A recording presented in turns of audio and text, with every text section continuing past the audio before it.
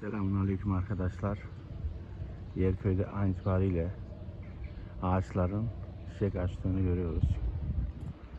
Şöyle hepsinin çiçek açtığını görüyoruz.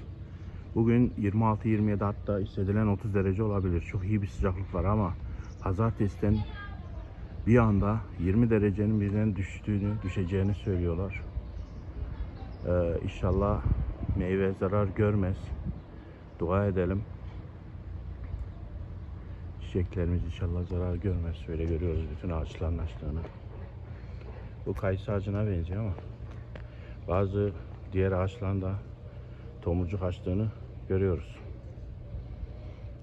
Başka yerlerde görüyoruz.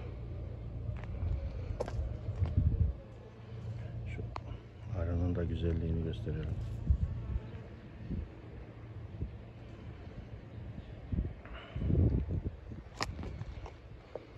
Dua edelim arkadaşlar.